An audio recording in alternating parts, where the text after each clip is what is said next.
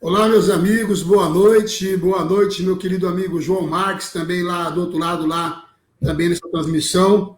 Hoje, a gente, naquela proposta inicial de estar trazendo lives para debater questões do município, questões locais, e trazer pessoas que entendem da área que atuam. Hoje a gente vai estar falando sobre o tema meio ambiente, né? E hoje o nosso convidado é o nosso querido amigo João Marques, que é agrônomo de formação, militante há muito tempo nessa área de meio ambiente, inclusive foi secretário do Meio Ambiente, dentre as atribuições que ele desenvolveu na vida pública. Também faz um comentário conosco nas quartas e nos sábados no programa de jornalismo da Rede Rádios, e é um expert em meio ambiente. Então, acho importante, ainda mais no ano, João Marques, no ano que a gente tem eleições, é importante também a gente estar debatendo essas questões. A questão do meio ambiente está mais latente do que nunca. Ô, João, eu já queria, logo após a sua apresentação, que você falasse um pouco como é que você está vendo essa questão ambiental hoje? Porque a nossa temática hoje é o meio ambiente nas cidades, pensar globalmente e agir localmente. Então, a gente entender como é que funciona essa questão da macroestrutura do meio ambiente, como é que o Brasil está inserido nesse processo mundialmente, e aí como é que nós, enquanto cidade, enquanto região, também se inserem nesse processo. A gente tem observado nos últimos anos, especialmente no ano de 2018 para 2019, um aumento substancial do desmatamento no Brasil. E quando eu falo em aumento, calcula-se que um crescimento entre 20% e 30% do aumento do desmatamento na região da Amazônia, principalmente nos estados do Pará, Mato Grosso e Amazônia. Então, ou seja, os números por si só dizem, e não são só dados de ONGs, não, são dados do INPE, são dados oficiais, inclusive, da NASA, que faz essa constatação da situação ambiental do mundo. Então, ou seja, o dado é real, o dado é verdadeiro. E isso coincide, evidentemente, com a chegada desse novo governo, do governo Bolsonaro que aí está, que parece que no interesse de atender os grandes grileiros, né, porque a gente sabe que a maior parte dessas terras na região da Amazônia são terras que acabam se destinando a grilhagem de terra, no intuito de favorecê-los, acabou abrindo ou criando uma ideia, né, através do discurso dele, de desaparelhar o meio ambiente, de desburocratizar. A gente tem o nosso ministro do Meio Ambiente que tem falado isso constantemente, basta ver a reunião ministerial do dia 22, que ele fala literalmente de aproveitar o momento e passar boi e passar boiada, ou seja, flexibilizar a legislação no intuito de, entre aspas, favorecer o agronegócio. Mas a gente sabe que o agronegócio inteligente sabe que isso é bom para o Brasil. O resultado disso a gente sabe qual que é em relação às nossas parcerias comerciais. Então, eu queria que você já se apresentasse e já entrasse diretamente nessa questão mais mundial, global, para depois a gente vir desmiuçando isso até a cidade de Parnavaí. Boa noite, é um prazer muito grande tê-lo comigo aqui, amigo, nesse tempo de pandemia, que a gente está separado em função da necessidade, mas próximo em função das ideias. Boa noite, seja bem-vindo. Boa noite, César, boa noite, seus amigos aí do Facebook, de toda essa questão aí das internet, né, das lives. É sempre um prazer a gente conversar sobre aquilo que a gente mais gosta, né, César? Você falou aí da minha formação, sou engenheiro agrônomo, né, também tenho um curso superior de História e alguns trabalhos, né, que a gente fez aí. Meu Deus do céu. Mas a música é boa. A música é boa, pelo menos, né? É raiz. Então, tem alguns trabalhos, né? Um dos que eu muito gosto, assim, César, foi quando eu fiz agronomia, a gente criou um grupo de ecologia chamado GESP, lá em Passo Fundo, e ele ainda existe, né? Então, é uma coisa que tem continuidade. Então, desde o tempo aí de faculdade, a gente sempre foi tendo um aprendizado dessa área aí, de você produzir com qualidade, produzir aproveitando, assim, as boas coisas que a natureza nos reserva, mas não complicando demais aquilo que Deus nos deixou aí. Essa questão ambiental, César, tem três motes que a gente trabalha nela, né? Primeiro, é você preservar ar, água e solo. Sem esses três elementos, é muito difícil a gente sobreviver no planeta. Então, como que você vai ter uma qualidade de vida se você não tiver um ar de qualidade? Eu acho que aí, antes da pandemia, a gente viu algumas fotografias aéreas, algumas fotografias de satélite. Tinha lugar na China que era escuro, não conseguia se ver. Mesma coisa São Paulo, essas grandes capitais, né? Quando você começou a tirar os carros da rua, você deu uma melhor qualidade de ar. Então, uma melhor qualidade de vida. Então, o ar é por demais importante. Ninguém consegue viver 2 minutos sem ar. E morrem muitas pessoas por ano no mundo devido a respirar não um ar de qualidade, né? Então, o ar é por demais importante. E o segundo mote seria a água, né? Meu Deus do céu.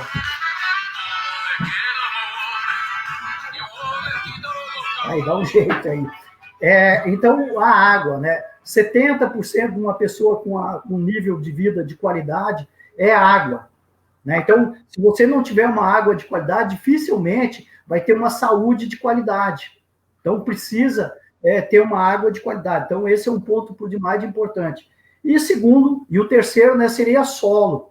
Para você produzir um alimento com qualidade, para você ter uma qualidade de vida, você tem que ter um solo de primeira linha. Você não pode estar intoxicando esse solo, senão aquele agrotóxico ou aquele adubo em excesso vai passar para a planta e você não vai ter uma planta com a durabilidade, uma planta de qualidade. Ainda mais agora, pós-pandemia, né, muito se fala da questão da regionalização. Você vai ter que ter produtos para consumir regionalmente. Então, esses são os principais itens que a gente defende na questão ambiental, né? E você colocou aí algumas questões referente à Amazônia, né, César? Que a gente tem essa floresta, muita coisa que tem na Amazônia ainda não chegou no conhecimento científico, ela está ainda no conhecimento empírico, que é aqueles saberes dos caboclos, né? Qual que é a árvore lá que tem uma folha, ou uma erva que tem uma folha que é bom para algum tipo de tratamento de alguma doença. Então, esse conhecimento ainda está lá nos conhecimentos dos caboclos, dos índios, né? E muitos desses conhecimentos já chegou, de repente, na Embrapa, algum instituto, né? Então, eu acho assim que a gente ir abrindo a floresta sem ser de uma maneira racional, a gente vai perder esses conhecimentos. Por exemplo, hoje a gente tem mais de 300 mil pessoas que vivem do produto açaí, né? Você vê a quantidade de pessoas, a quantidade de renda que isso dá. Mas por quê? Porque foi uma planta que foi pesquisada e hoje se trabalha com ela de uma maneira econômica, né? Então, sobre a Amazônia, assim, tem muita coisa que daria para a gente estar falando. Essa questão da bioeconomia, né? Nós não temos um país no mundo que tem uma biodiversidade que nem o Brasil tem. Então, eu acho que é muita ignorância a gente querer derrubar aquilo sem ter um conhecimento da fortuna que nós temos lá dentro de biodiversidade. Claro que a soja está aí. Hoje, produzir proteína no mundo é muito difícil, né? Você tem as proteínas animais e as vegetais de maior facilidade de produzir a soja, né? Então, é uma cultura que vai se alastrando. Agora, nós teríamos que ver primeiro o que nós temos de importância lá antes da soja, né, César? Exato, João. Eu acho que é fundamental, né? E a gente sabe que esse impacto do desmatamento no Brasil está gerando complicações para o Brasil lá fora. A gente tem ouvido manifestações não só isoladas de alguns países, como Holanda, Alemanha, a própria França, a diminuição de recursos para o Fundo da Amazônia, mas a gente vê, inclusive, esse acordo econômico tão sonhado com a União Europeia, de repente fazendo água por conta dessa postura do governo, que é uma postura, né, que está preocupado em favorecer, volto a dizer, um segmento do agronegócio que não é majoritário, é um segmento minoritário. A imensa maioria do agronegócio é inteligente, sabe como funciona a questão da exportação, sabe da importância que o Brasil cumpriu os acordos do meio ambiente, acordos mundiais, acordos da ONU, os pactos, porque, inclusive, muitos países só compram produtos de países que cumprem os acordos. Então, o cidadão do agronegócio inteligente, linkado, focado nisso, sabe da importância que tá amarrado com isso, né? E não ter uma postura como essa. Me parece que isso também prejudica muito o Brasil, não é isso? Aproveitar e mandar um abraço para o nosso amigo Lucas Baroni, participando conosco lá, conferindo nossa live lá, né? Achando a Ivonete Almeida também, a Edilene Cardoso também conectada conosco, o Luan Brasileiro, o Silvio, o Jefferson lá em Maringá, o Gustavo Polo, a Luara, o Silvio Alexandre, muita gente aí conectada aí, participando conosco aí. Pode, inclusive, mandar perguntas também, questionamentos, porque dentro da medida do possível, né, João? A gente vai estar debatendo também isso. Então, um abraço para todos aqueles que estão sintonizados conosco. A gente fala sintonizado por causa do costume do rádio, né? Mas conectado na A gente agradece aí todo o pessoal que está aí na live, né? O Lucas Baroni, né? Um pré-candidato a prefeito aqui em Paranavaí, e é uma audiência aí que nos enobrece. Claro que também nosso amigo César Alexandre também é um pré-candidato. Bom, César, essa questão do agronegócio, eu acho que nós temos que ter a inteligência de usar isso, esses fundos. Tudo bem, o pessoal lá de fora quer que a gente preserve a Amazônia, nós vamos preservar, mas vamos sentar na mesa e vamos negociar. O que vocês vão nos dar em troca de um alqueire de mata nessa questão da captação de carbono, né? A gente viu aí a semana que passou um posicionamento da Holanda, que enquanto que a gente não tiver uma política específica para a Amazônia, ela não participa dessa participação Mercosul, mercado comum europeu, né? Que eu acho assim, essa questão do Mercosul, no início do governo Bolsonaro, foi uma das coisas que avançou bastante. É uma pena agora a gente perder, porque o mercado europeu é um mercado de maior poder aquisitivo. A gente não pode perder um mercado desse. E a Amazônia e a própria Holanda, né, está querendo cair fora lá dessas tratativas, que seria muito importante. Vamos dizer, hoje na Europa, se você mora na Itália e você quer comprar um agrotóxico, um defensivo agrícola, lá na Alemanha, por exemplo, você pega um trem, vai lá e compra. Seria a mesma coisa. Por que a maioria desses defensivos são mais baratos no Paraguai e no Uruguai? Você chega no Uruguai, um defensivo aí à base de glifosato, ele chega a ser 450% mais barato do outro lado do rio.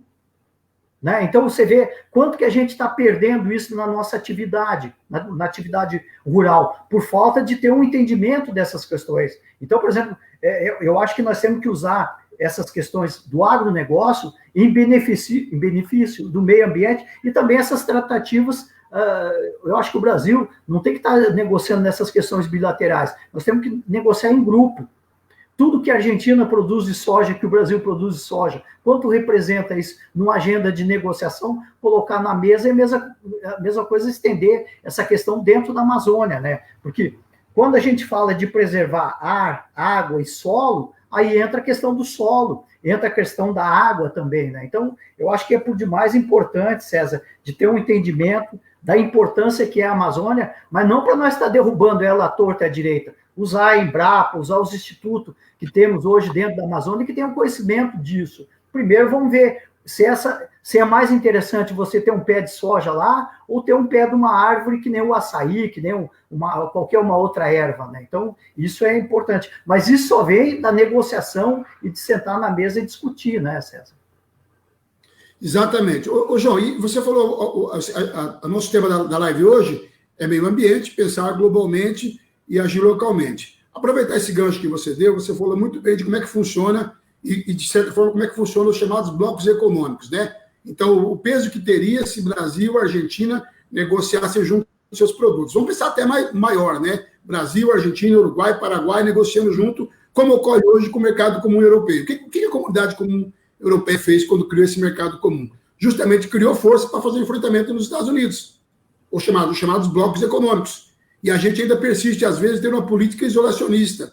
Basta ver a postura do nosso governo, que ao invés de procurar o diálogo com os países vizinhos, independente da postura de cada presidente, se é mais à direita ou mais à esquerda, a gente está falando de negócios. Está lá a China comunista negociando com todo mundo, sem nenhum tipo de preconceito. Então, quando você fala da importância que é um país se unir a outro ou criar um bloco econômico para negociar, me parece também que, da mesma forma, entra aí a questão do papel dos consórcios, por exemplo, no que diz respeito aos municípios.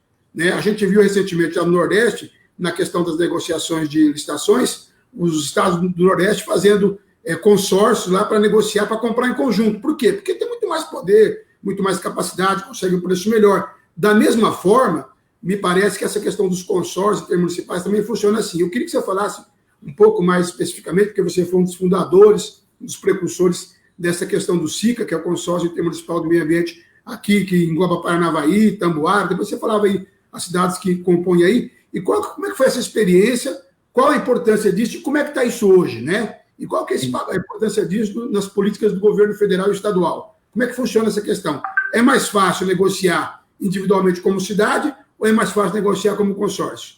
Fala um pouco dessa experiência tua aí. Você falou ali da questão da China e da Argentina, né?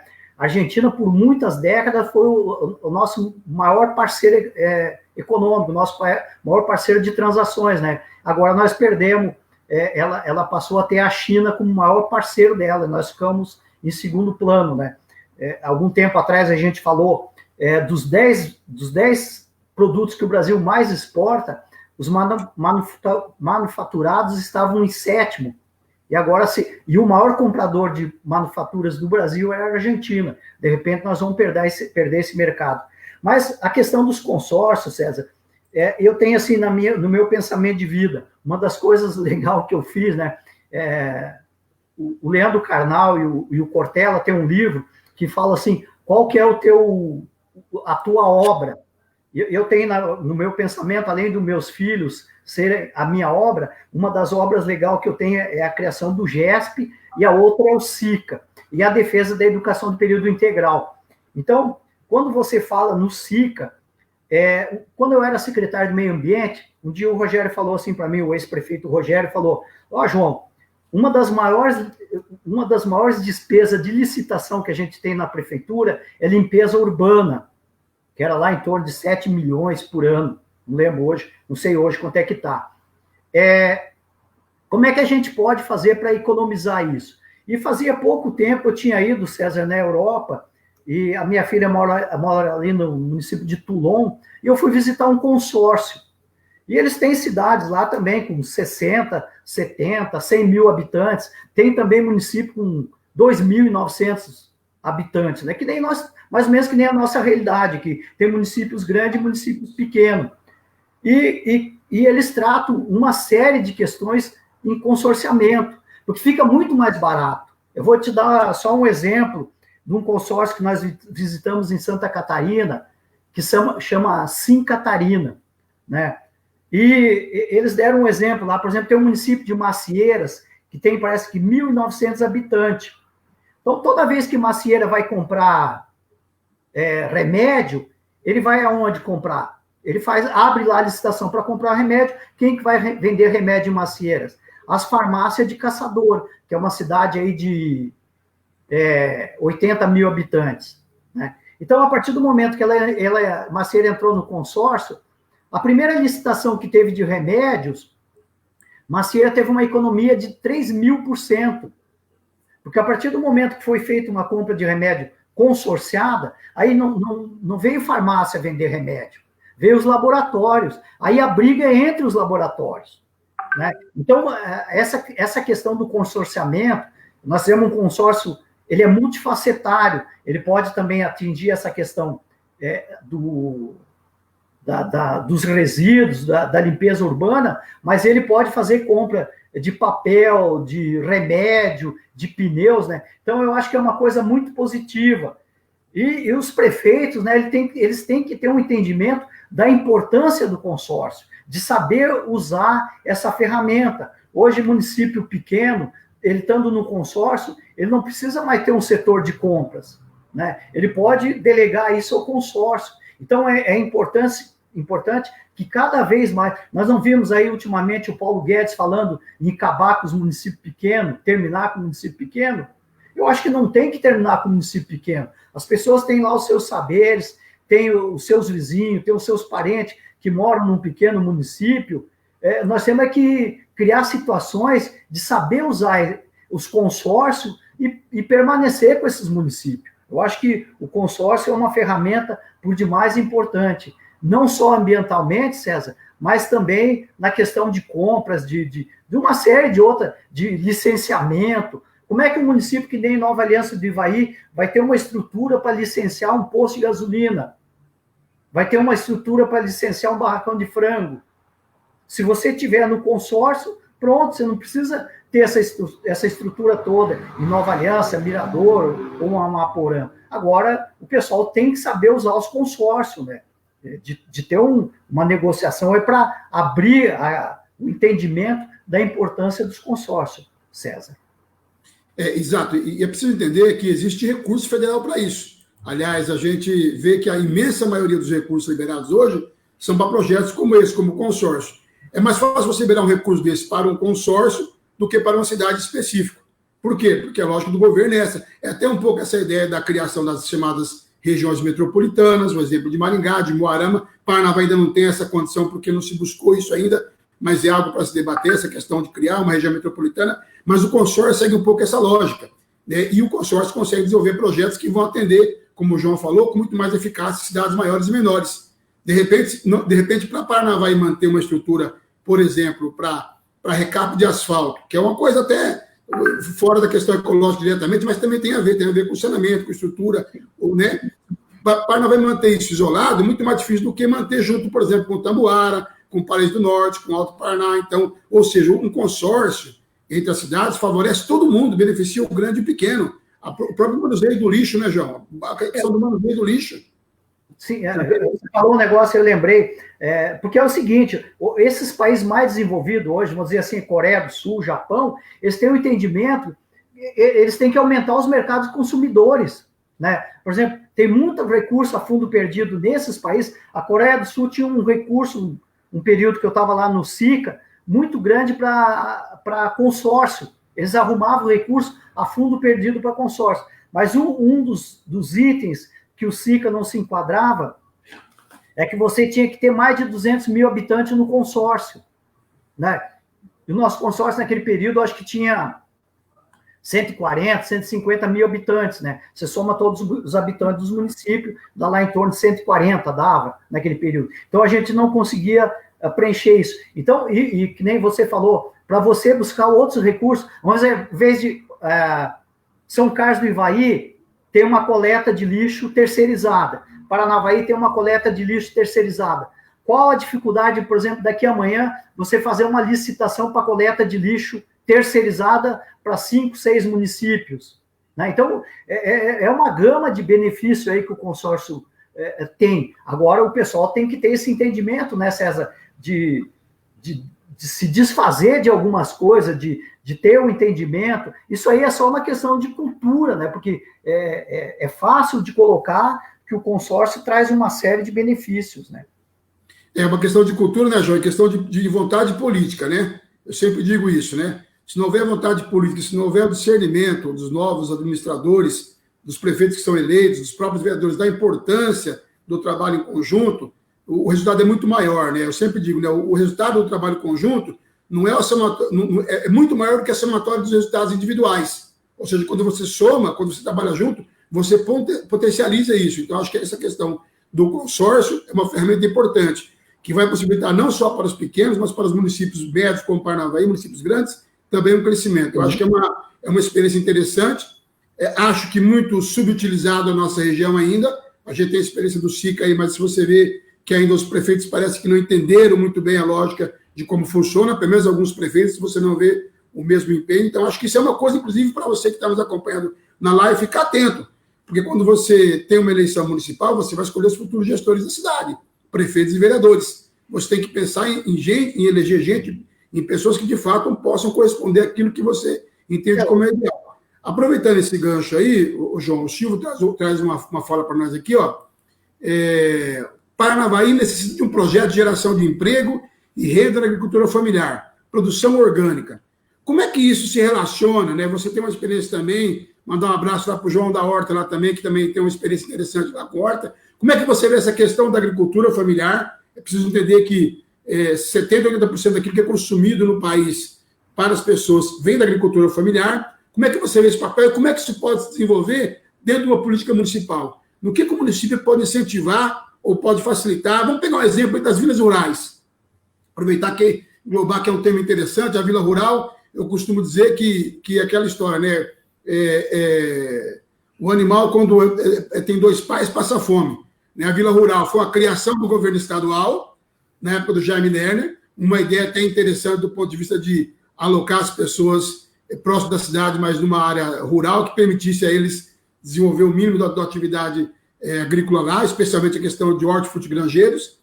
Se imaginava dar uma estrutura mínima, e hoje, na verdade, as vilas rurais estão órfãos do Estado e órfãos do município. Como é que você vê essa questão da geração de emprego e renda, produção orgânica, hortas e vilas rurais? já vindo para o contexto da cidade, que eu acho que é um aspecto importante também da gente debater, que é o foco principal da nossa live. Bom, César, eu acho assim, a primeira coisa para a gente pensar nessa questão aí das vilas rurais, de como é que a gente vai atender essa questão agrícola, seria tu ter uma Secretaria de Agricultura e de Fomento. Eu acho que jamais a Secretaria de Agricultura teria que ficar arrumando estrada.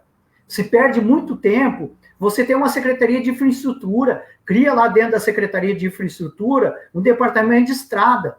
E o secretário de Agricultura, ele se preocupar com fomento. Quando eu fui secretário de Agricultura aqui em Paranavaí, quando o seu Deusdete foi prefeito, isso lá foi lá em 2000, já se vai 20 anos, né? Nós criamos alguns trabalhos, que nem, por exemplo, Paranavaí Produz, né? Onde que a gente colocava uma gôndola, nós achamos aí o pessoal que trabalhava com pequenas, vamos dizer, fundo de quintal, que tinha fundo de quintal na sua residência, e ele produzia alguma coisa lá. E a gente trouxe ele, eu lembro até hoje, naquele tempo, a dificuldade da Hermari, o Cacá que começou a produzir mandioca, embalar mandioca, descascar a mandioca naquele tempo, para vender no mercado. Qual que era a dificuldade deles? De ter o código de barra. Né? Então, o que o poder público fez? Foi lá e descobriu como é que fazia um código de barra. Vamos dizer, naquele tempo tinha o mercado do Josias, aqui eu acho que não era Canção, era São Francisco ainda, e a gente colocou uma gôndola dentro do São Francisco só com esses produtos de Paranavaí, que é de você valorizar o que é regional. Né? Então, eu acho ali, Silvio, você vai conseguindo resolver esses problemas devagar, né? Por exemplo, assim, você tem uma cultura de produzir produto orgânico. Nós já temos algumas hortas aqui em Paranavaí, ela só não tem certificação, porque a certificação é cara. Até é uma coisa que de vez em quando a gente fala, né, César? Por exemplo, nós temos uma série de erva mates produzida no Rio Grande do Sul, que ela tem a certificação da Emater. Nós temos queijos produzidos no Rio Grande do Sul que tem a certificação da Emater. Por que a Emater não pode começar a produzir, a certificar produtos de uma maneira barata? Hoje, para você ter um certificado de produtos orgânicos, ele é muito caro. O pessoal tem que vir lá de São Paulo ou vir de Curitiba para certificar. Isso tem um custo. Enquanto que você tem dentro do teu município um agrônomo ou um engenheiro civil, um engenheiro florestal, ou alguém que poderia estar certificando esses produtos. Então, eu acho que a primeira coisa que nós temos que ter em Paranavaí é uma Secretaria de Agricultura voltada para o fomento. Esse negócio de cuidar de estrada rural, deixar lá para a Secretaria de Infraestrutura. Né? Eu tive uma briga muito grande no período que eu estava lá, que eu achava que a Secretaria de Agricultura é para cuidar de fomento. Né? Então, você pensa bem, você pode aí, de repente, ter uma facilidade de trazer isso para dentro do consórcio, essa certificação. Não só certificar Paranavaí, porque às vezes essa questão do consórcio, às vezes tem umas barreiras que as pessoas não entendem. Não, mas como é que eu vou receber o lixo de Mirador? O que Mirador me dá em troca? Porque o pessoal pensa assim, no município, só a sede do município. Mirador, vamos dizer, tem 2.000, 3.000 habitantes. Agora, quantos trator tem em Mirador que foi comprado em Paranavaí? Quantos caminhonetes foi comprado em Paranavaí? Quantos caminhão foi comprado em Paranavaí? Né? Então, Paranavaí tem que dar um retorno para esses municípios. Quando você se reúne em consórcio, você está preservando a questão da água. Vamos dizer, a fronteira de Paranavaí com Tamboara, você tem a fronteira física, mas a fronteira do lençol freático tu não tem. Se você tem um aterro sanitário onde que você não deixa poluir a água, volta aqui de novo para a questão da água, do ar e do solo, você não deixa poluir a água. Agora, se Tamboara não estiver dando um destino correto para os seus resíduos, pode estar poluindo a água de Paranavaí, o lençol freático de Paranavaí. Então, isso que é o entendimento, né? Outra questão que você levanta aqui na questão da agricultura, que o Silvio levantou, questão de gerar renda. Paranavaí, pessoal, eu vou tomar um pouquinho de tempo aqui, César, para falar dessa situação. Vamos dizer, quando a gente notificou o grande gerador em Paranavaí produzia mais ou menos 900 toneladas de lixo por mês. Quando a gente notificou o grande gerador, que nós notificamos em torno de 200 grandes geradores em Paranavaí. Grandes geradores, João, grandes geradores de lixo, né? O pessoal entende, quando fala em grandes geradores, grandes geradores de lixo, né? Isso. É que essa questão ambiental, César, ela... Obrigado, Lucas. Eu estou atendo aqui os meus assessores aqui. O Leandro da Horta, e muito bom esse papo de vocês, meu amigo. Então, agora começou a entrar aqui Carlos Alberto João, aqui a Secretaria de Agricultura só pensa em estrada rural. Eu acho que essa questão da agricultura, ela tem que... A professora Cláudia Pelisson, né? Obrigado aí o pessoal que entrou agora aí na live. Voltando aí dessa questão de gerar renda e emprego, isso é por demais importante. O poder público tem que pensar nisso. Quando nós notificamos os grandes geradores, que nem o César falou, o grande gerador é aquele que produz. Por exemplo, eu, na minha residência, eu produzo 2 litros de lixo, vamos dizer, por dia. Eu sou um pequeno gerador. Agora, tu pega aí um posto de gasolina, um grande frigorífico, que gera aí em torno de... Nós temos aqui frigorífico que continua gerando 24 toneladas de lixo por semana. E ele pagava o mesmo tanto que a Dona Maria lá da Vila Operária paga. Isso é injusto, né? Mas daí, só que para essas medidas, né, César, tu tem que ter um secretário de meio ambiente corajoso e um prefeito mais corajoso ainda, porque você vai mexer com o pessoal de maior poder aquisitivo do município. Mas voltando lá no que o Silvio fala, gerar renda e emprego. Aí Paranavaí gerava em torno de 900 toneladas. Nós notificamos os grandes geradores e lá no início do ano, quando chegou no final do ano, nós estávamos pagando para Transresíduo 625 toneladas. Então, nós conseguimos aí diminuir 275 toneladas de lixo. Quem gosta de matemática, é fácil de fazer uma conta. Vamos dizer, hoje nós estamos aí pagando em torno de R$150 por tonelada para coletar e para dar em operação de aterro. Se você diminuir 200 toneladas de lixo, se você pegar 200 toneladas e multiplicar por R$150, vai dar mais ou menos R$30. Eu não estou falando aí das 275, eu já diminui para 200, para se alguém for dizer, mas teve um mês que não sei o quê. Então, já vamos diminuir bastante, para 200 toneladas que você economizou. Então, você está economizando R$30 mil por mês. Isso aí, vezes 12 meses, dá 360 mil. Só que é o seguinte, você diminuiu o resíduo, que é o reciclável. A gente criou uma série, nós saímos aí de 3 caminhões de reciclável por dia e fomos para 12. Então, tu criou uma série de pequenas... a Jaila, obrigado aí, Jaila. A Jaila é filha de um senhor que tem ali quase perto ali da UPA, que criou uma empresa de reciclável. Então, daí, Silvio, gerou emprego e gerou renda. Então, isso que eu acho que o gestor público teria que pensar mais localmente e parar de pensar em Brasília. Claro, tem que continuar indo em Brasília pedir recursos com bons projetos, mas tem muita coisa que a gente consegue resolver na nossa aldeia, César. Exato, aproveitar e, João, mandar um abraço aí, muita gente conectada, o Antônio Carlos, o Adair Farinha, Reinaldo José, a nossa amiga professora Alzília Bana, o Carlos João, nosso vereador Carlos João, José Carlos de Souza também conectado conosco, o Celso Avelar, grande Celso Avelar, amigo aí, ex-vereador, o Jefferson lá em Maringá, Cláudia Pelisson, o Antônio Carlos Daniel da Copel, também conosco aí, o engenheiro Antônio Carlos, o Nivaldo, o Vando Guedes, o Leandro da Horta, muita gente aí conectada, a gente vai, se a gente escapar de alguém, nos perdoe, mas obrigado aí pelas participações. Ô, João, ainda dentro dessa perspectiva, as pessoas, falando das cidades, as pessoas às vezes querem uma cidade agradável, querem uma cidade fresca, querem uma cidade boa de se morar, mas quando você passa pelo centro da cidade de Paranavaí, você não vê árvores. Coincidentemente, as lojas comerciais, a imensa maioria, não possui uma árvore na frente do empreendimento lá.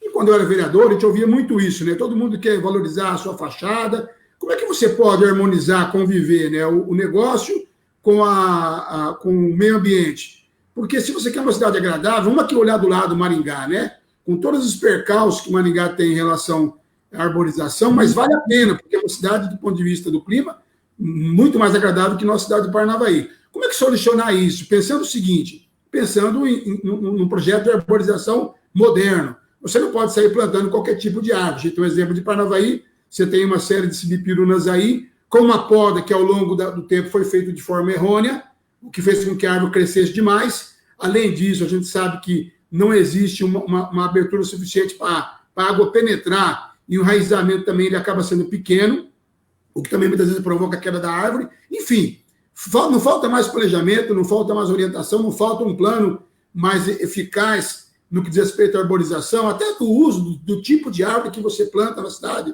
do tipo de florídeas que você, né, que você planta nos canteiros centrais. A gente vê alguns canteiros centrais, muitas vezes, com flores que não são da região, não são do clima nem da área. Como é que você vê isso? Você também atuou, como eu disse, como secretário do Meio Ambiente, como resolver essa questão da arborização, que é um problema crônico. E se você andar aos finais de semana, você vê ainda que o corte indiscriminado de árvores ocorre. Cortes de árvores, muitas vezes, sem autorização. E aí entra no outro debate. Como você ter um trabalho eficaz no meio ambiente se você tem uma Secretaria de Meio Ambiente com uma subestrutura, que é uma estrutura pequena? Falta profissionais, falta fiscais, falta gente para poder cuidar disso. A gente sabe dessa realidade da Secretaria do Meio Ambiente de Paranavaí, é um exemplo disso. Falta estrutura. Mesmo com a boa vontade, não dá conta da demanda. Então, como é que você vê essa questão da arborização e se tem solução para isso? Se a gente tem algum exemplo próximo, porque eu sempre digo, né? A gente não precisa inventar a roda já foi inventada. A gente precisa ir lá, olhar como ela funciona, adaptar para a nossa realidade e implantar. Existe uma possibilidade de fazer um trabalho de arborização mais efetivo para a cidade de Paranavaí? Um abraço também lá para a Lídia Rodrigues, também conectada conosco, também nos acompanhando lá na nossa live. Ô César, muito boa essa tua pergunta, né? Eu só queria um momentinho aqui, César. Ó, o Anderson Silva do Carmo também está ligado aí, parabéns pelo tema abordado. A Soni Felipe Zerbata, que grande, Soni, obrigado aí pela audiência aí, Soni. A Soni também, que é uma combatente também no meio ambiente, né? A Soni também. Já foi secretária de Meio Ambiente aqui em Paranavaí. Ela está cobrando aqui mais ou menos o que você está falando, é questão de arborização, né? Aí entra a questão do ar, né? Aí aqueles 3 itens, você pode ver, a gente vai falando dessa questão ambiental, César, sempre você vai cair naqueles 3 itens. Produção de alimentos, solo, ar, né? Arborização, né? O Anderson, né, ligado, o Everton Roncalho, Antônio dos Santos. Aqui tem uma série de perguntas, José Carlos de Souza, falando da questão do pessoal queimar lixo, né? Isso é um problema sério.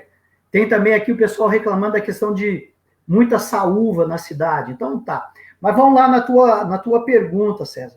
Ó, primeira coisa, César, eu acho assim, um gestor público, ele tem que se preocupar, uma das coisas importantes é se preocupar primeiro com o plano diretor.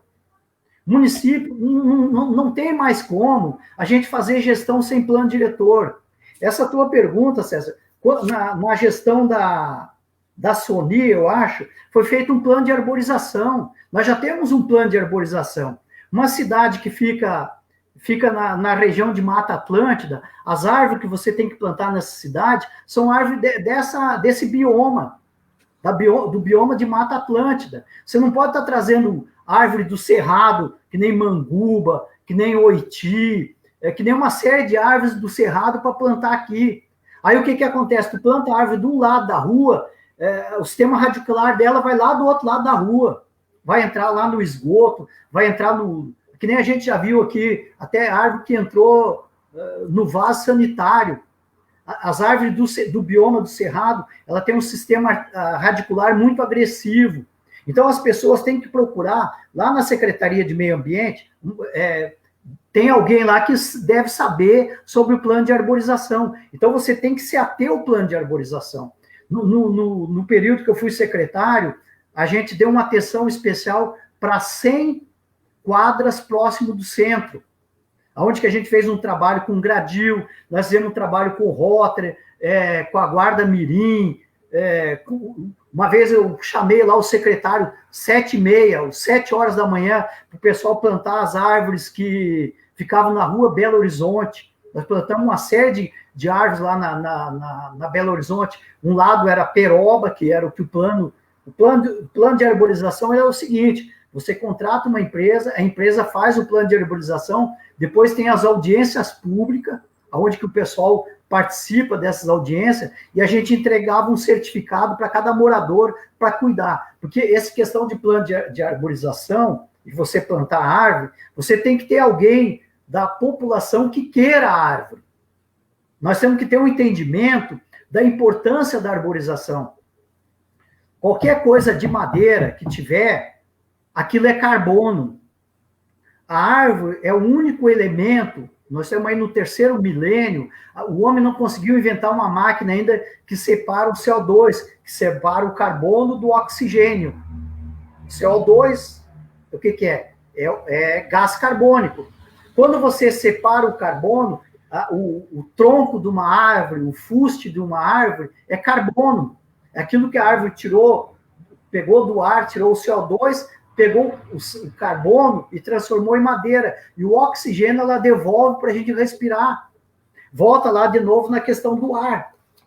Né? Se você tiver, que nem você falou de Maringá, que é uma cidade bem arborizada, Maringá, em janeiro, tu consegue caminhar em Maringá sem suar.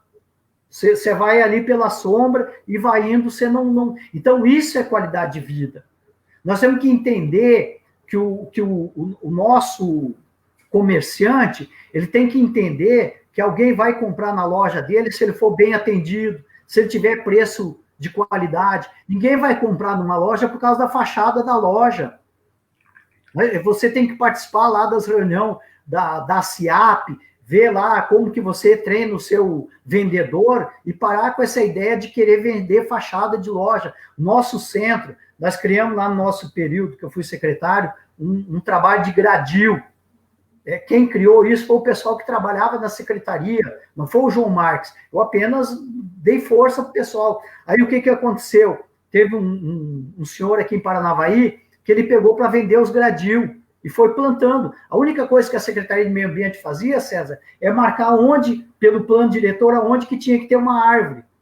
E o comerciante ia lá e comprava, agora me esqueci o nome do homem, rapaz, que fez todo esse trabalho. Então, nós plantamos em torno de 400 árvores com gradil. Esses gradis, eles poderiam ser usados agora para você fazer a segunda etapa da arborização. Então, César, a importância, não sei se eu consegui responder o teu questionamento, a Sony também tem uma preocupação grande com a arborização, ter uma qualidade de vida, tu ter arborização, tu ter árvore, que daí tem Maringá. 70 quilômetros daqui, nós temos uma cidade que é um exemplo disso, né? E o município pode investir nisso.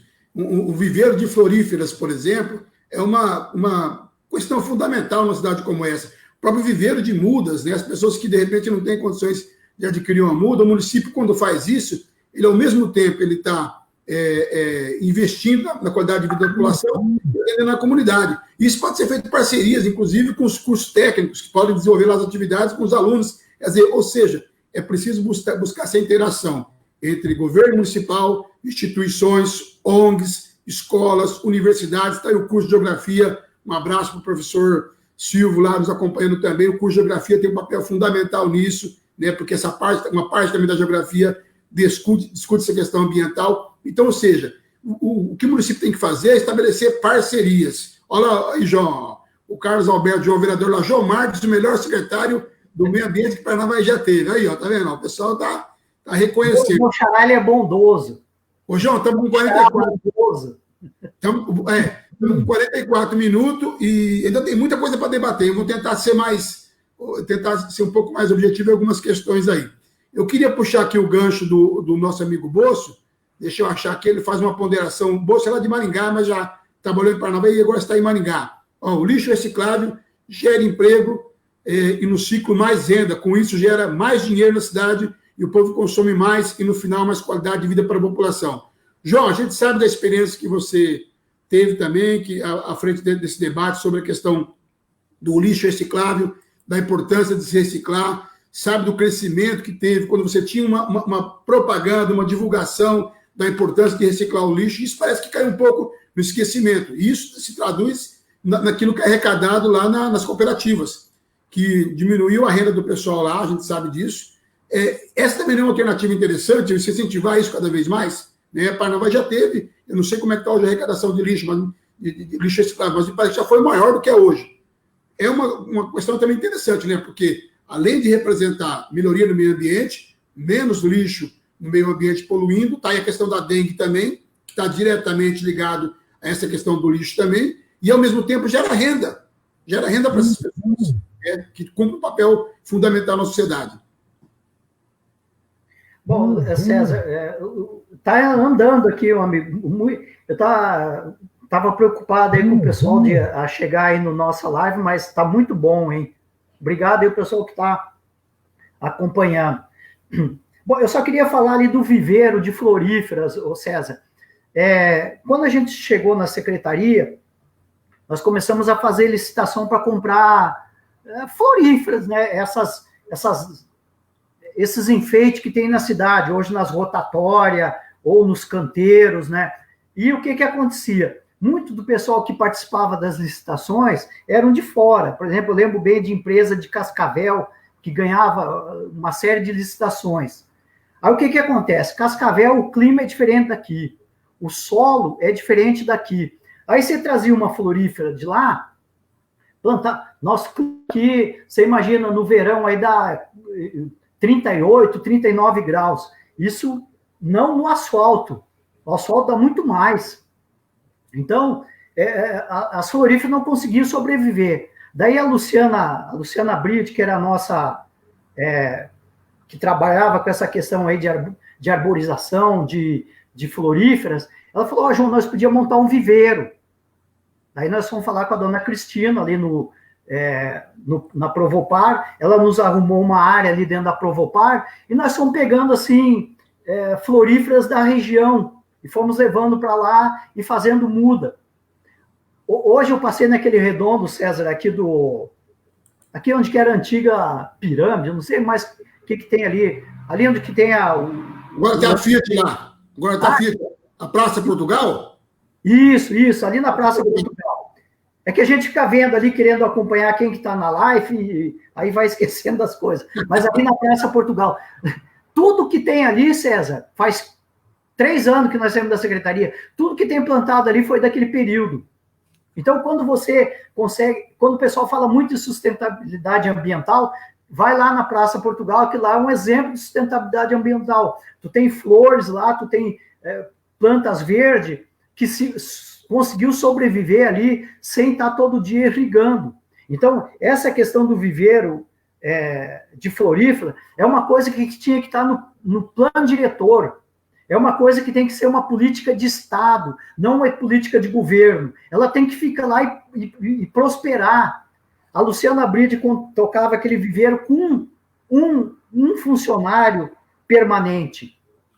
Não era 20 funcionários, era um funcionário permanente. E o pessoal pegou e acabou com o viveiro, e não sei o que fizeram lá com os gradios, com tudo aquilo que poderia estar sendo útil hoje de uma maneira econômica para o nosso município. O pessoal fala assim, mas por que plantar flor? É só você ir nos municípios mais desenvolvidos do Brasil, vai lá em Gramado, vai lá em Canela, vai lá em Campos do Jordão, né? Vai em Roma, a Sony, vai lá em Paris, para você ver como é embelezada a cidade. Diz que quem passa numa praça bonita, em Florida, e para ir para o seu trabalho de manhã, tem uma produtividade muito maior. Então, isso que a gente tem que começar a entender. Então, a importância do viveiro. Essa questão que você levanta aí, César, do lixo, isso gera renda, gera emprego, gera qualidade de vida. Por exemplo, vou dar um exemplo da Santa Casa. Quando eu notifiquei a Santa Casa, todo mundo fala assim, mas João, como é que nós vamos notificar a Santa Casa se a Santa Casa recebe os doentes, se a Santa Casa está lá para isso, para aquilo outro? Eu disse, não, a Santa Casa vai buscar uma alternativa para o seu lixo. Né? E o que a Santa Casa fez? Ela começou a separar e começou a colocar naqueles. Quando a gente criou aquele pessoal da iniciativa privada, porque é interessante, o pessoal da iniciativa privada, ele quer ganhar dinheiro. E o cara vai buscar um jeito de ganhar dinheiro. Aí o que a Santa Casa fez? Santa Casa separou aquilo que dava para vender e vendeu. Ela separou aquela parte que era orgânica e fez o quê? Eu não sei se o Renan está na live aí, mas o professor Renan, ele foi lá e deu uma assessoria para a Santa Casa. A Santa Casa começou a fazer compostagem. A Santa Casa tem uma horta, ela começou a levar aquela parte orgânica para a sua horta.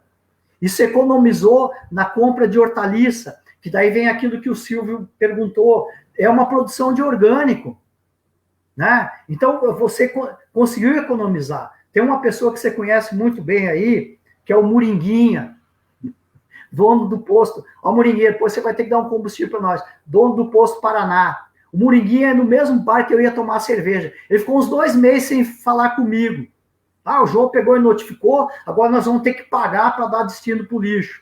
Até que um dia o Moringa encontrou, o Moringa, velho, encontrou o Rogério Lorenzetti, que eles moram no mesmo prédio, e falou assim para o Rogério, ô Rogério, como é que eu resolvo esse problema do lixo? O Rogério falou para ele, vai lá e procura o João, que o João te ajuda. Aí o Moringuinha veio e me procurou, né? Daí eu disse, Moringa, manda o teu gerente lá do posto vir falar com a gente, que eu mando lá o pessoal aqui da parte que mexe com lixo, vai explicar o que você tem que fazer. O que o Moringuinha fez? Ele aprendeu a separar lixo no posto, parou de usar prato de papel, começou a usar louça, ele deu o reciclável para os funcionários, o pessoal começou a separar para fazer a festa de final de ano. E ele gerava lá, porque era a coisa mais simples, né, César? Eu não sei se o pessoal lembra, antes do Rogério ser prefeito, na frente do Grande Hotel, na frente do Hotel Elite, na frente dos postos de gasolina, todos eles tinham um container. Aquilo lá fedendo, gerando churume. Hoje você não encontra mais esse container. O pessoal aprendeu, só aqueles que não aderiram. Tem alguns que não aderiram, que estão aí teimando. Mas aqueles que aderiram, aprenderam a separar lixo e começou a gerar renda e gerar emprego. Então, o Grande Hotel é um baita exemplo disso. Você vai lá no fundo, lá, quando a mulher que faz a limpeza dos apartamentos, ela desce, ela já traz separado lá o saco plástico, traz separado as garrafas PET, traz tudo separado e vira renda para o mercado, para o hotel. Então, é muito interessante isso. Então, foi uma educação que a nossa comunidade teve, vamos dizer assim, o SESI, cada um que ia lá fazer a sua recreação, ele pegava um copo para tomar 2 goles de água. O que o Bira fez? O Bira botou um canetão lá, cada um escrevia lá, César Alexandre, João Marques, Bira, e ele só usava aquele copo. Então, ao invés do cara usar 10 copos lá para beber água durante a sua parte física, eu usava só um. Daí o SESI deixou de ser grande gerador e passou a ser um pequeno gerador. Então, isso volta de novo lá naquele questionamento do Silvio, de você gerar renda e emprego. César Alexandre. É isso aí, João. Isso aí. Essa questão da geração de emprego, da educação ambiental, de um ambiente melhor, dessa chamada casa comum, como a própria campanha da fraternidade, uma das campanhas da fraternidade trouxe como tema, essa casa comum é o nosso mundo, né? Quando a gente fala em melhorar o meio ambiente do mundo, a gente tem que começar de casa. Então, isso que o João está falando, de cada um fazer a sua parte, de cada um buscar ter um comportamento mais educado em relação ao meio ambiente, é uma questão de aprendizado, né? E quando a gente fala em aprendizado, você tem que ter campanhas educativas constantes. Se o município não estiver sintonizado com isso, se o gestor municipal não tiver clareza de que o papel deles é fomentar isso, é integrar. Quando eu falo, por exemplo, da questão das escolas, como é que você integra a escola nisso? Desde o ensino fundamental, né? Criar na consciência, nas crianças, uma consciência ambiental. Isso tem que estar lá na diretriz da escola. Quando a gente fala em governar, em um governo municipal, tem que estar integrado. Área de meio ambiente, área de desenvolvimento social, área de geração de emprego e renda, está aí a gente levantando uma questão importante. Como você gerar emprego e renda pelo lixo? Está aí uma alternativa. Isso gera recurso no município girando, isso gera emprego e renda. Então, se não tiver essa visão mais holística, essa visão mais ampliada do que a gestão pública, você acaba muitas vezes achando que fazer meio ambiente é só cuidar de árvore. Não, ele é muito mais amplo, você consegue integrar. Por exemplo, eu vou dar um exemplo aqui local, que a gente não precisa, eu sempre digo, a gente não precisa estar copiando nada, estar criando nada, é só ir lá e copiar.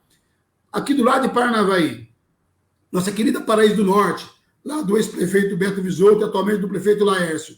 Para quem conhece a saída para São Carlos do Ivaí, o lago que foi feito ali, João Marques, aquele lago, é um espetáculo, era uma região empobrecida da cidade, era uma região até desvalorizada, e o prefeito foi lá e construiu um lago nessa região, deu toda uma infraestrutura, né, uma possibilidade de integrar meio ambiente e turismo, porque aquilo virou agora um ponto turístico.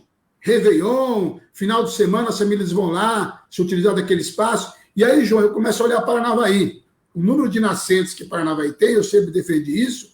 Né? Vou pegar aqui o Nascentes ou Riacho, como o Ribeirão Pavãozinho, né? Aquele outro Ribeirão entre o Jardim Simone e a Vila Operária, ali na região de São Jorge, próximo ao Becauser, na rua Riachuelo, no próprio Jardim Morumbi. São regiões, o Ribeirão Pavãozinho aqui do lado, chamado Gugão, a Vila City, são regiões que são nascentes, e aí a gente entra no aspecto que eu já queria, que acho importante também de tocar nessa questão da água, são questões que têm que ser preservadas. Como é que você preserva isso? Você preserva quando você ocupa. Ocupa como? Ocupa de forma ordenada. Por exemplo, vou pegar um exemplo de novo aqui, numa cidade vizinha, Maringá. Você anda nos bairros de Maringá, João, praticamente todas as áreas de preservação ambiental, como essa que eu falei, de pequenos ribeirões, estão cercadas, né, por uma tela normalmente. No entorno tem uma pista de caminhada, às vezes tem uma área para algum tipo de lazer, uma quadra de areia, alguma coisa, ou seja, você ocupou o espaço público, isso lotado de placas, né, na grade, ó, não jogue lixo. Isso é educação, é que nem placa de trânsito. Por que a pessoa respeita o trânsito? Porque ele vê a placa. Então, isso é um processo cultural. E algo simples de fazer, porque você fazer uma pista de caminhada, você preservar uma área como essa, vamos pegar aqui o Ribeirão Pavãozinho, aqui do lado do Gugão, você cercar ali, criar um espaço para as pessoas, para a comunidade fazer caminhada. Olha quantos espaços de caminhada Paranavaí tem, exceto a Praça dos Pioneiros Noroestão, uma cidade com 90 mil habitantes, e vários espaços desses que eu falei são espaços que podem ser utilizados. Você vai estar, ao mesmo tempo, preservando o meio ambiente, criando um espaço de lazer para a comunidade e tornando aquilo mais cuidado, porque o que todo mundo usa, todo mundo cuida. Então, acho que essa questão também de pensar, eu queria que você falasse um pouco dessa questão da água. Eu volto a dizer, já estamos com 1 hora de live aí, João. Vamos tentar fechar aí, porque ainda tem alguns assuntos aqui que eu queria abordar. Mas, se não der, a gente vai tornar de novo, voltar nesse debate. É importante, muita gente participando aí. O Luiz Bolso, a palavra, a educação, essa palavra tem poder e muda a pessoa. É isso aí, o João concorda com isso aí, viu, Luiz Bolso? E tem como consequência mudar o mundo. Mudar o conceito também do meio ambiente, a cultura do meio ambiente, passa pela educação. Uma educação formal na escola, mas também uma educação feita pelo município através de campanhas educativas, de campanhas vinculadas no rádio, na rua. Como eu falei assim, o governo tem que agir de forma integrada. Não pode cada secretaria pensar na sua ação. A secretaria, o governo municipal, tem que funcionar numa forma de guarda-chuva, como diz o Silvio Alexandre, protegendo todo mundo. Não é isso, João? Você é uma família de educadores, né? Aí Exato. A questão das transversalidades. Exato. Né? Então, não tem como você fazer uma coisa sozinha. Ô César, aqui, ó, a dona Elvira Jakozowski, o Reinaldo, a Lídia, tem uma série de pessoas. O meu filho está aqui, ele me chama a atenção quando eu não fico olhando aqui para a câmera, que eu fico de cabeça baixa. Ele disse, não, pai, tem que olhar lá. Então, tá bom, vamos olhar aqui, ó. Mas a gente quer ter também o pessoal que está, né? A gente quer ter também o pessoal que está na live. É normal. Vamos lá. Estou aprendendo. Bom, essa questão da água, César, é por demais importante, né? Aí volta lá de novo, né? Ar, água e solo. Você pode ver, a gente anda e cai nesses 3 itens. Exatamente. Porque hoje eu mandei uma pergunta para uma série de pessoas que a gente falou que ia fazer a live, questionando quantos litros cada um pensa que se usa para, entre assim, num frigorífico de abatedor de frango, porque não adianta, pessoal, a gente tem que pensar na questão ambiental, Mas a questão econômica envolve também, né? Por exemplo, quando a gente fala que tem que preservar os rios, você pega um abatedor de frango. Um frango, entre a hora que ele entra vivo e a hora que ele sai embalado lá no final, os abatedores de melhor qualidade gastam em torno de 22 litros d'água por frango. Mas são pouquíssimos no Brasil que gastam isso. A maioria gasta 30 litros. Agora, você que está aí nos ouvindo, faz uma continha fácil. Porque eu gosto muito de falar das coisas no fato, né? Na matemática. Que nem, por exemplo, a gente conseguiu provar para aqueles que não acreditavam que quando a gente ia notificar o grande gerador, que nós só íamos criar problema. Não, eu falei para eles, nós vamos provar para você, e falei para o Rogério, nós vamos provar para você, Rogério, se me der 2 fiscais, no primeiro mês eles se pagam 1 ano. E a gente provou através de números. Tá aí os números. Por exemplo, assim, nessa questão dos rios, faz a conta aí, ó, um abatedor que abate 160 mil frangos por dia, e ele gastar 20 litros, isso aí dá quase 4 milhões de litros d'água num dia. Então, quando a gente fala que a gente tem que preservar a água, é pensando também na parte econômica. Se nós não tivermos rio com qualidade de água, que tipo de frango nós vamos embalar? A Alemanha é assim, você coloca o abatedor de frango aqui, o frigorífico, qualquer coisa, a água tem que largar a montante. Tu tem que largar a água tratada acima de onde que você vai usar, né? E isso é uma... Às vezes, quando fala assim, não, você falou muito bem, a questão ambiental não é só pensar em árvore. Ela é holística, é uma série de questões. De repente, vai que alguém acha um metal pesado num frango que você mandou para a Europa. De repente, você perde todo esse mercado. Então, nós precisamos aí de ambientalista com essa visão, com a visão do agronegócio de qualidade, com a visão de saúde de qualidade, né? Então, tem todas essas questões. E você fala aí, né? Por exemplo, você falou da questão de Maringá. Quem pegar uma fotografia aérea de Maringá vai ver que o bosque ele tem um formato de 2 pulmões, um pulmão direito e um esquerdo. Então, isso é um pensamento lá daquelas pessoas da década de 50 que deixaram aqueles bosques ali. E, infelizmente, se a gente pegar, tem muita gente aqui em Paranavaí que fala mal da sibipiruna. A sibipiruna foi plantada na época do Zé Vaz de Carvalho, né? Tudo bem, vamos mudar, mas hoje as pessoas conseguem manter uma árvore na cidade?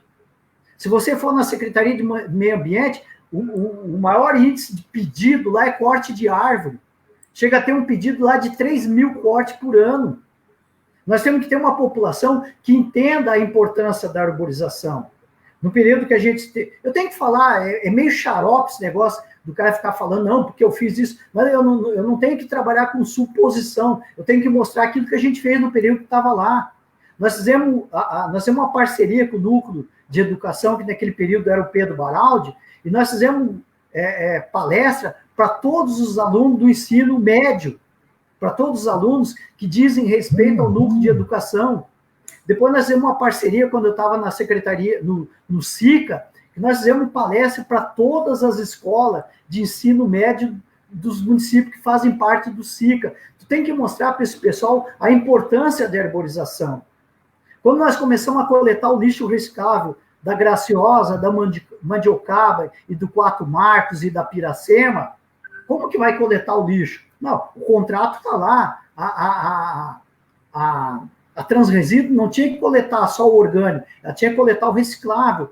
E eu fui numa festa lá na Graciosa e tinha uma menininha na minha frente. Na frente dela estava a mãe dela. Eu perguntei para ela assim, o pessoal está coletando o reciclável aqui na Graciosa? Ela falou, tá. Daí eu perguntei para ela assim, e você está separando o reciclável? Ela ficou vermelha e cutucou a mãe dela. Então, a gente tem que investir nessa nova geração, né? Eu tenho quase que certeza, eu não sei quem que é a menina, não sei quem que é a mãe dela, eu tenho quase certeza que a mãe dela começou a separar lixo, separar resíduo. A gente sempre fala de Stuttgart, na Alemanha. Por exemplo, no Brasil, nós só fizemos 2 separações, César, que é o orgânico e o reciclável. Nem o rejeito a gente separa. Stuttgart, na Alemanha, faz 16 separações. Eu vou repetir, a população faz 16 separações. Tem o dia só do vidro vermelho, o dia do vidro branco, o dia do papelão, o dia do plástico, porque daí vira um negócio. E no Brasil, a gente só faz 2 separações. Quiçá o dia que a gente conseguir separar o rejeito, né? Porque, na realidade, o que deveria ir para o aterro sanitário é só o rejeito. O resto tem que gerar renda, Silvio Alexandre, tem que gerar renda. O orgânico, nós vivemos num município, numa região, que o solo é muito frágil, é o arenito, é mais areia.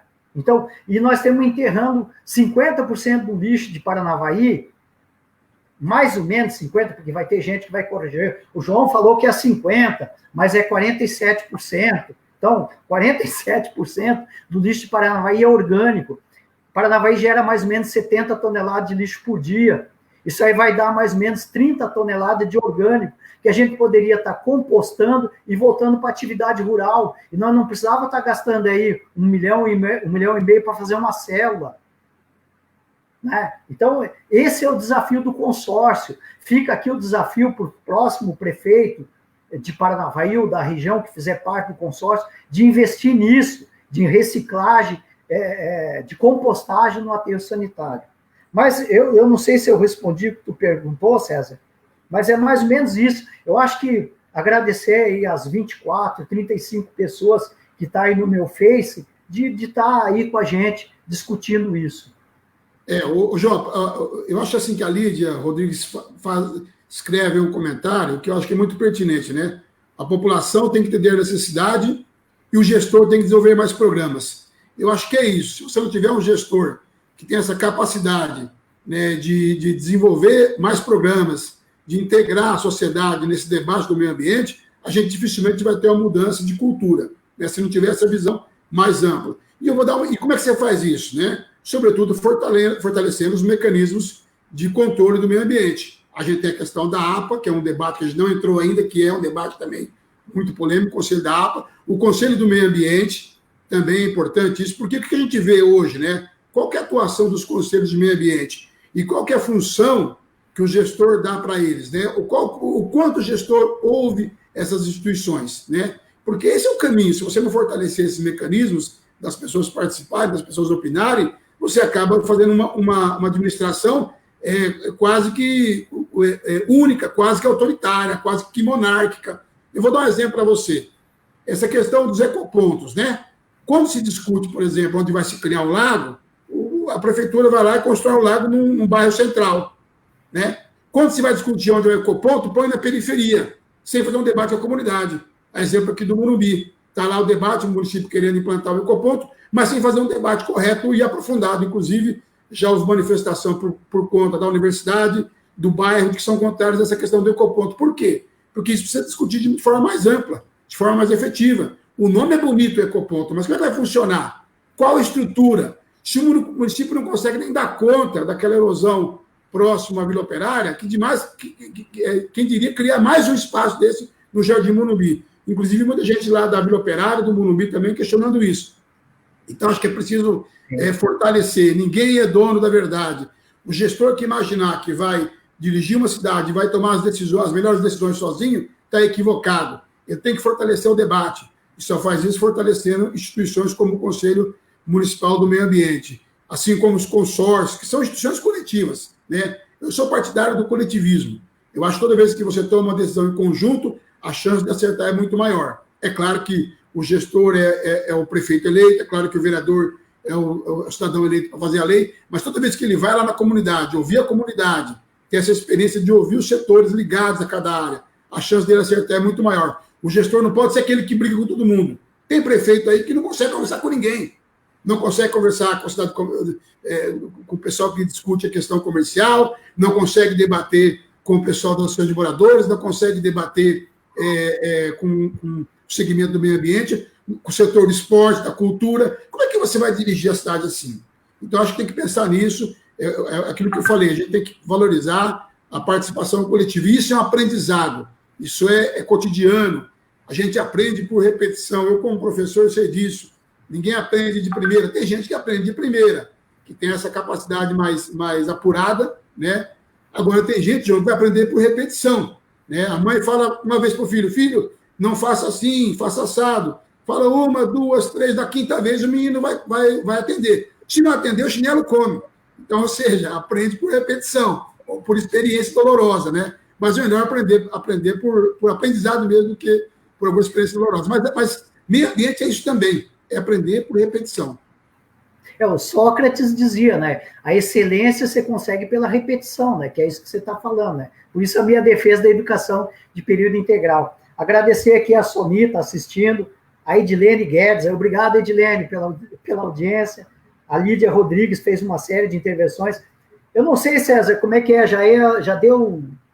Uma hora e 10. Eu acho que vamos ter que estar fechando por aqui, já que a nossa proposta era uma live de 1 hora, eu acho que o tema é abrangente, vai ter um repeteco, eu acho que ainda ficou alguns assuntos para a gente conversar. Né? A gente não acordou, César, ICMS ecológico é uma coisa que eu acho que é por demais de importante. Claro. Essa questão dos ecopontos aí também, eu sonho, porque isso aqui, ó, ecoponto, pessoal, é recurso. Quando eu estava na secretaria, uma vez nós fizemos um levantamento lá no aterro, lá naquele resíduo da construção civil, onde que seria colocado o resíduo da construção civil, nós chegamos a ter 130 toneladas de resíduo por dia. Isso pode virar recurso, né? Então, eu acho que dá uma discussão legal sobre essa questão de ICMS ecológico, sobre ecoponto. Daí você que vê, se você quiser uma hora bater um outro papo, senão fica muito comprido. Ô, homem, tem uma audiência agora lá na França. Obrigado aí, Lívia, pela audiência. Olha lá, o Carlos João, lá, o vereador, falou, o Ecopom do Morumbi ocupa uma área que pertence à universidade e que não foi discutido com a comunidade universitária. Então, tá aí. Se o gestor não ouvir, eu acho que é importante debater com a comunidade, né? É uma forma democrática de você acertar mais. Mas, como você falou, vários assuntos ficaram da gente debater, a própria questão do papel da Sanepar nesse processo também. Mandar um abraço para o nosso amigo Anderson conosco também lá conectado. Eu queria só rapidamente aqui, João, muita gente ligado, né? O Rafael Miquelan, lá de Alto Paraná, o João Carlos da Copel, o Nivaldo Matos, nosso amigo Michael Nunes, o Luiz Bolso, lá de Maringá, professor Elvira, o Everton Roncaglia, que é vereador em Alto Paraná e pré-candidato a prefeito também da cidade de Alto Paraná, né? A Luara, o Caio, a Edilene, o Luan, né? A dona Lúcia, também sintonizado conosco, né, dona Lúcia aí. Eu tenho dois assessores aqui, a dona Lúcia e o Lucas. Dona Lúcia aí, né? Obrigado aí, pessoal. A Ivonete Almeida, o Lucas Baroni, o Reinaldo José, o Farinha, o Antônio Carlos, a Kellen Silva, a Alzília Bano, o vereador Carlos João, José Carlos de Souza, Celso Avelar, o Jefferson, Cláudia Perisson, Antônio Carlos Daniel, o Nivaldo, o Vando Guedes, o Leandro da Horta, tem muita gente aí, né? Então, se a gente esqueceu de alguém, mas eu queria agradecer a participação de todos e queria passar para você, João, as considerações finais. Antes, dizer assim, da importância que é a gente aproveitar esse momento de pandemia. Eu acho que o estudo é importante. O João sempre defende assistir um bom filme, ler um bom livro. Sempre que ele está no programa, ele sempre traz uma dica do livro, uma dica do filme, mas também a live. As lives são importantes. Tem várias lives aí sendo debatidas. Eu acho que nós estamos, João, num ano importante, que é um ano eleitoral. Esse ano você vai escolher prefeitos e vereadores, e às vezes as pessoas reclamam da qualidade do vereador que tem, ou da qualidade do prefeito que tem, mas na hora de votar não estabelece critérios para a escolha. Eu acho que você tem que estabelecer critérios, né? A Soni Felipe também conosco lá, o José Augusto, ó, implementar as ações de gestão, né? Implementar ações de gestão, parar com as vaidades e um plano diretor. O plano diretor, o João falou, é fundamental. Uma cidade que não planeja para onde vai, não vai a lugar nenhum. Essa que é a verdade. E você tem que ter um plano diretor, né, João, para segui-lo. Não para ser apenas uma figura obrigatória porque o Tribunal de Contas exige ou porque a legislação exige. O plano diretor é para ser seguido, para ser cumprido, para ser debatido. Agora, para isso, precisa de uma gestão que possibilite a participação das pessoas. Então, eu queria, João, agradecer a sua participação, dizer que foi uma honra, foi um bate-papo muito legal. Eu acho também que quem acompanhou também compartilha dessa mesma ideia. Ficamos devendo vários assuntos aí, mas a gente promete voltar novamente aí, talvez até ampliando, trazendo mais algumas pessoas que também atuam na área, né, João? Fazendo bate-papo, um ping-pong mais inteirado aí. Mas eu queria, do fundo do coração, agradecer o convite que você aceitou de participar conosco e de estar dando essa contribuição, de alguém que é da área, que tem experiência, que é uma cidade melhor, como todos nós, né? Então, acho que é preciso a gente começar a debater que tipo de cidade que eu quero para o futuro. Qual que é a casa comum que eu quero daqui a 20 anos? Não só para mim, mas para o meu filho, para o meu neto. E a gente tem que pensar nisso. É aquela ideia, pensar globalmente e agir localmente. Pensar nas grandes ideias, naquilo que é princípio fundamental para a humanidade e o que eu posso fazer na minha cidade, no meu bairro, no local onde eu moro. Então, acho que o objetivo dessas lives é isso. A gente está discutindo e, de alguma forma, está colaborando para as pessoas pensarem em uma cidade melhor. Obrigado, João, e fica aí para as suas considerações finais. Bom, beleza, César. Eu agradeço aí a oportunidade de a gente estar discutindo um pouco da nossa cidade, né, da importância, né. Teve uma porção de gente aí que botou aí que é gaúcho, né. Eu sou gaúcho de nascimento, brasileiro de coração e paranaense por opção. Eu escolhi vir morar no Paraná, né. Então, e tenho um filho nascido aqui e uma filha nascida. Eu sou gaúcho por adesão. Uma filha nascida lá no Rio Grande do Sul. Ah? E eu sou gaúcho por adesão. Isso. Mas a preocupação maior da gente é melhorar o lugar que a gente vive, né? Então, se graças a Deus a gente teve algum conhecimento a respeito dessa questão ambiental, tem muita gente com conhecimento aí, a Sonita aí, a irmã do Zé Augusto, tem uma série de pessoas aí com conhecimento dessa atividade. A gente precisa mais que essas pessoas venham para a discussão, né? Eu acho assim, ó, César, nós temos que pensar que Paranavaí que nós queremos para daqui a 100 anos. Vamos dizer, que Paranavaí que nós queremos para 2100. Esse seria o objetivo. Aí o pessoal fala assim, mas João, 2100 eu não estou mais aqui. Mas um neto teu ou um bisneto vai estar. Né? E isso que o pessoal tem que pensar. Por exemplo, o Zé Vaz deixou uma cidade arborizada para nós com Sibipiruna. Que cidade nós vamos deixar? Careca, que nem o centro? Né? Então, é isso aí. O que nós estamos fazendo para melhorar isso aqui? Né? Já que você não quer pensar para uma cidade para 2100, o que você vai deixar? Que água que você vai deixar? Qual a tua participação da APA? Você já pensou de onde que vem a água que você bebe quando você abre a torneira? Ou o banho que você toma? Né? As diarreias que o pessoal tem aí, de onde que vem? Então, é isso que nós temos que pensar. Então, eu acho assim, César, ainda tem muito aí o que falar sobre a APA. Qual a função do Conselho de Meio Ambiente? O Conselho está sendo ativo? Ou o vizinho solidário está mais ativo que o Conselho? Porque o vizinho solidário, essa semana do meio ambiente que passou agora, teve atividade durante a Semana do Meio Ambiente. Qual foi a atividade que o Conselho do Meio Ambiente teve? Né? Abrir aí para o presidente do Conselho participar de uma live. Né? O Conselho da APA. Qual as atividades do Conselho da APA? O recurso que vem para ser investido na APA, preferencialmente investido, está sendo investido lá. Então, tem uma série de coisas aí. Agradeço muito e pensar sempre na questão do plano diretor. Eu acho assim, se nós queremos uma cidade melhor, nós temos que revisar o plano diretor, que nem está sendo revisado, tem que aprovar ele na audiência pública e os prefeitos têm que começar a dar amém para o plano diretor. Um abraço e obrigado aí por todos aqueles que participaram da live. Gente, eu agradeço também a participação de todos vocês aí, muita gente participando conosco, interagindo. Agradecer de forma especial ao João Marques pela participação. Eu acho que essa é a contribuição que a gente quer dar para a cidade nesse momento, em que a gente está em casa, uma possibilidade de debater um pouco mais da cidade. Às vezes a gente fica debatendo questões nacionais, questões estaduais, mas também tem que debater a questão da cidade. Na semana que vem a gente vai estar aqui de novo, debatendo outros assuntos. A gente não definiu ainda os temas, mas a gente tem muita coisa para discutir. Transporte, mobilidade urbana, turismo, né, geração de emprego e renda, infraestrutura. Eu acho que são vários temas importantes para a gente estar debatendo em toda a cidade aí. Um abraço muito especial para todos vocês. Aproveitar, mandar um feliz Dia dos Namorados para minha esposa, que acabando aqui a gente vai comemorar também, né, mas a live também é importante. E para você que nos acompanhou, muita gente sintonizada, a Andréia também sintonizada conosco aí, né? A Andréia Novaes, a Sonia Felipe, o Luiz Bolso, muita gente aí. Um abraço especial do coração e um bom final de semana. E olha, hashtag fica em casa. Se for sair, use máscara.